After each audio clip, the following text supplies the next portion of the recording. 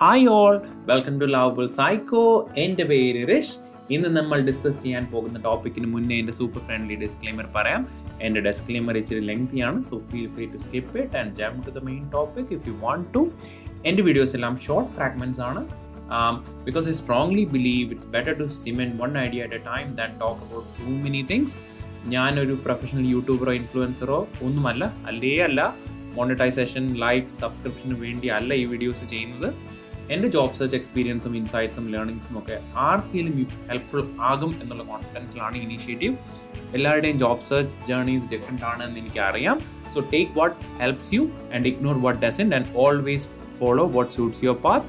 ഒട്ടും പ്ലാൻഡായിട്ടും പ്രിപ്പയർഡ് ആയിട്ടും ചെയ്യുന്ന വീഡിയോസ് അല്ല ഇത്. അതുകൊണ്ട് തന്നെ ഇതിൽ ചെറിയ മിസ്റ്റേക്സ് ഒക്കെ ഉണ്ടാവും, അത് നിങ്ങൾ ക്ഷമിക്കുക. പിന്നെ ആർക്കെങ്കിലും എന്തെങ്കിലും എന്നോട് ചോദിക്കാനുണ്ടെങ്കിൽ ഞാൻ എൻ്റെ ഇമെയിൽ ഇവിടെ പ്രൊവൈഡ് ചെയ്യുന്നുണ്ട്. I'm always happy to help when I have a moment. So my email I D is write2rish.nz@gmail.com. So നമുക്ക് ഇന്നത്തെ ടോപ്പിക്കിലേക്ക് പോകാം. Let's go.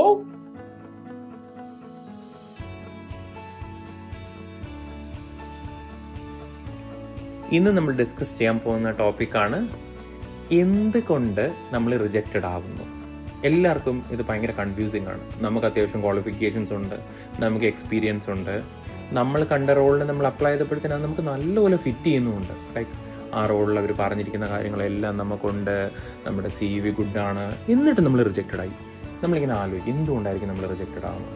സോ ഇതിന് ഒരുപാട് ഫാക്ടേഴ്സ് ഉണ്ട് നമ്മൾ റിജക്റ്റഡ് ആവാൻ. ഞാൻ പ്രൈമറി ആയിട്ട് നമ്മൾ റിജക്റ്റഡ് ആവാനുള്ള കാരണം മെയിൻലി നമുക്ക് ന്യൂസിലൻഡ് എക്സ്പീരിയൻസ് ഇല്ല എന്നുള്ളതാണ്.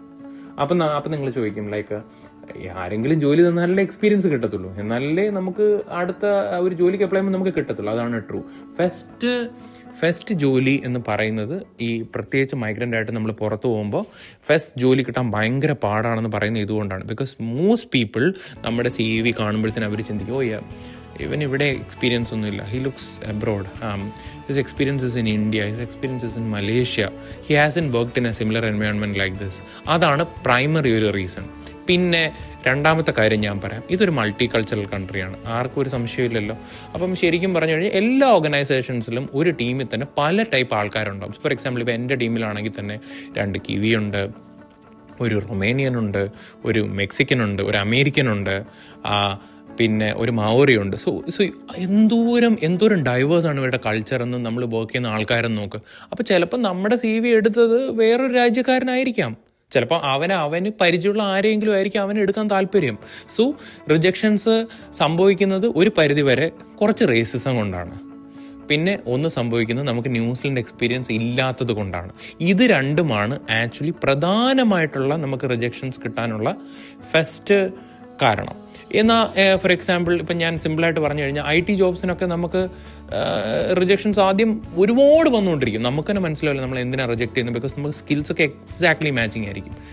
പക്ഷേ അതിൻ്റെ പ്രധാന റീസൺ ഇത് തന്നെയാണ്. Like we don't have New Zealand experience. അവർ നമ്മുടെ CV എടുത്ത് നോക്കുമ്പോഴത്തേക്കും they don't see anything New Zealand in it. അപ്പോൾ അവർ ചിന്തിക്കും, അയ്യോ he doesn't have New Zealand experience, നമുക്ക് വേറെ ആരെങ്കിലും നോക്കാം. അപ്പോൾ ഇങ്ങനെയൊക്കെയുള്ള പല കാരണങ്ങൾ കൊണ്ടാണ് നമ്മൾ ഇനീഷ്യലി റിജക്റ്റഡ് ആവുന്നത്.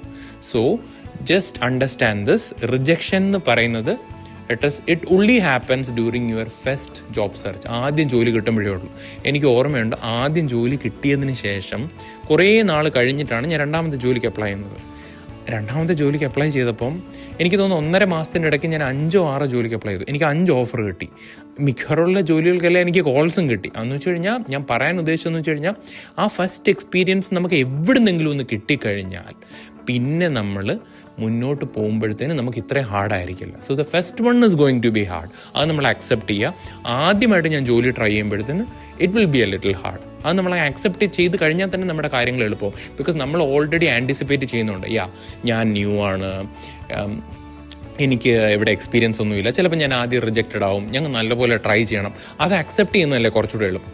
നമ്മൾ റിജക്ഷൻസിനെ പറ്റി ആലോചിച്ച് ഡിസപ്പോയിൻറ്റഡ് ആവുന്നതിനെ കാട്ടിലും നല്ലത്. സോ ഈ വീഡിയോയിൽ to summarize what I'm trying to say is like നമുക്ക് ന്യൂസിലൻഡ് എക്സ്പീരിയൻസ് ഇല്ലാത്തതും ഇതൊരു മൾട്ടി കൾച്ചറൽ നേഷൻ ആയതുമൊക്കെയാണ് പ്രധാനമായിട്ടുള്ള കാരണങ്ങൾ നമ്മൾ റിജക്റ്റഡ് ആവാൻ. So don't take it personal. Keep applying, keep job സെർച്ചിങ്. അറ്റ് സം പോയിന്റ് നമുക്ക് നമ്മുടെ ആ ഫസ്റ്റ് ജോലി കിട്ടും. So this is it. Thank you. Hope it helps. Bye.